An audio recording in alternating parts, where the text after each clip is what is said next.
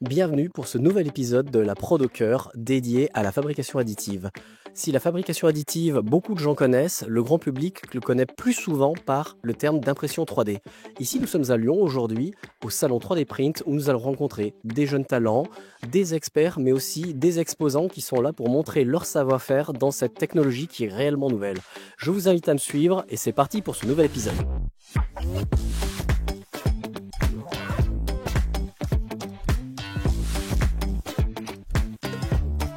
Bonjour. Bonjour. Est-ce que vous connaissez la fabrication additive? La fabrication additive? Oui.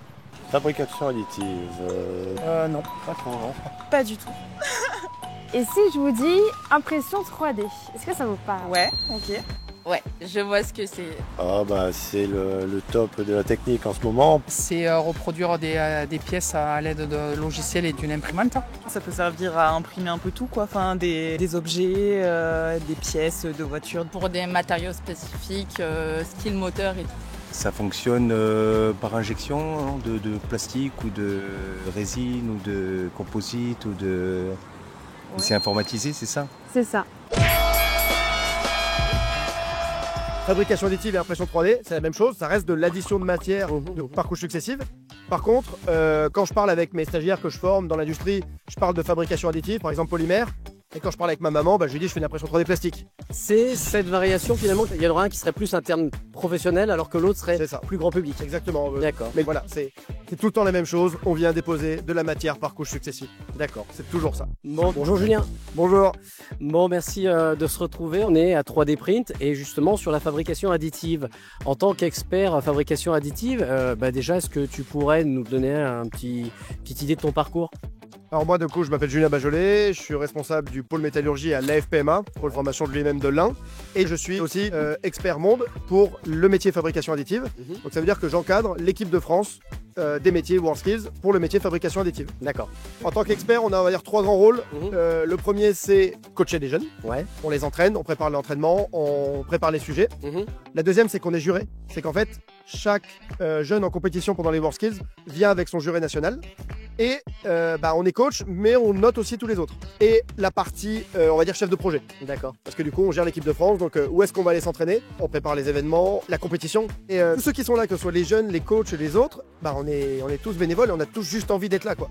J'imagine. Donc tout le monde est motivé, tout le monde partage les mêmes volontés, les mêmes passions, les mêmes valeurs, en fait. Et moi, ce que je dis souvent maintenant, les WorldSkills, c'est plus un hobby, c'est une nécessité. C'est que quand on est dans l'équipe de France, là, on est avec 60 jeunes, motivés, gentils, qui donnent tout pour leur métier et ils gagnent pas un rond.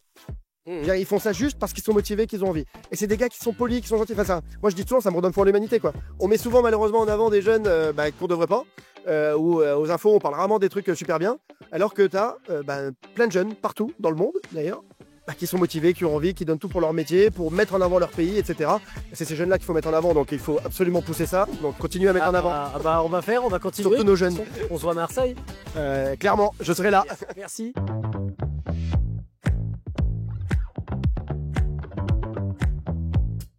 Bonjour Titouan. Bonjour. Merci de nous accueillir sur le stand de Cosmix. Est-ce que tu pourrais te présenter rapidement et puis nous dire un petit peu ce qui t'a amené dans le domaine de l'industrie? Moi, je m'appelle Titouan Jacquemart. J'ai 21 ans et je suis actuellement en stage chez Cosmix. D'accord. J'ai fait 2 participations sur 2 éditions des WorldSkills. Actuellement, je me prépare pour la compétition nationale à Marseille en 2025. Et donc, en fait, j'ai progressé en autodidacte. Et puis ensuite, je me suis rendu compte que, en fait, il y a des industries qui cherchent. D'accord. Donc, actuellement, je suis au CESI à Nanterre pour ingénieur généraliste. Et en même temps, justement, tu fais ton stage et tu prépares, comme tu viens de me le dire, la compétition des WorldSkills qui va avoir lieu nationale à Marseille et pour laquelle tu participes la deuxième fois, c'est ça? C'est ça. Deuxième participation. Là, j'ai vécu déjà la première compétition. Ouais. Je sais comment ça marche. Je sais comment on est évalué. Je sais comment on va chercher les points. Un sacré avantage finalement déjà. Un petit peu. Ouais. Et je suis pas tout seul à reconcourir. Ok, d'accord. Écoute, merci Titouan et puis écoute, bonne chance pour Marseille. Merci. Merci. Et bonjour Anthony. Bonjour. Bon, merci de nous accueillir sur le stand de Cosmix. Est-ce que tu peux nous parler un petit peu, déjà, toi, ton parcours? Est-ce que tu peux nous en dire un peu plus? J'ai un parcours un peu atypique, donc je suis Anthony Sediki, je suis le président fondateur de Cosmix. Cette histoire a commencé avec les visières pendant le Covid, avec un nombre incalculable de bénévoles où on a utilisé l'impression 3D pour protéger les soignants acteurs de la fonction publique. D'accord. J'ai eu l'honneur d'être nommé prodige de la République par rapport à cette action et surtout ça m'a montré la capacité et en même temps le manque qu'il y avait en termes de répétabilité sur les équipements parce qu'il y avait de belles machines qui existaient mais principalement pour les bureaux d'études et personne n'avait pris l'axe de la production sur ces machines-là. Donc je me suis dit avec les équipes de l'association, ce serait bien qu'on monte une société pour fabriquer des machines qui auraient été les bonnes machines pendant le Covid. D'accord. Et donc là, on a interviewé Titouan qui est en stage chez vous. Est-ce que c'est une démarche volontaire justement d'intégrer les jeunes dans l'industrie, les sensibiliser à tout ça? C'était une volonté de ma part parce que c'est eux qui vont porter l'avenir du design pour mettre en place potentiellement des pièces en impression 3D. Donc il faut qu'ils puissent voir ce qu'on est capable de faire aujourd'hui en termes de compétences pour pouvoir l'apporter demain chez les acteurs industriels et d'avoir ce type de profil qui se propose pour venir chez nous. C'est une évidence que quand il m'a demandé s'il pouvait venir, j'ai dit oui tout de suite parce qu'il a cette passion, il y avait cette connaissance aussi humaine entre lui et moi qui a fait que ça s'est très rapidement mis en œuvre et en effet il était tout de suite extrêmement efficace.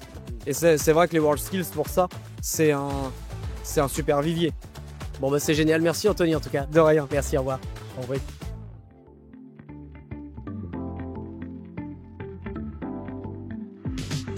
Bonjour Raphaël. Bonjour. Bon, j'ai l'impression qu'on se quitte plus.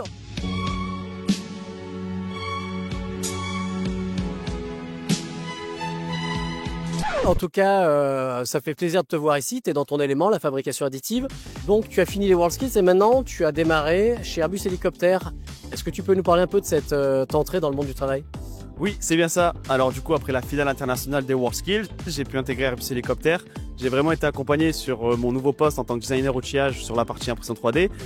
Aux côtés d'Airbus, c'est une entreprise qui quand même accueille énormément les nouveaux arrivants. J'ai vraiment été accompagné sur le plan vraiment expérience technique, que aussi sur la partie échange au sein du bureau d'études. Et sur cette nouvelle partie, est-ce que l'expérience des WorldSkills t'a permis d'être plus à l'aise ou d'avoir des avantages? Au niveau des compétences techniques, je dirais que WorldSkills m'ont fortement apporté la partie innovation et le côté technique de mon métier qui est lié à l'impression 3D. Et je les applique à l'heure d'aujourd'hui chez Airbus Hélicoptère. On est axé sur l'innovation, on est en permanence, en constante évolution.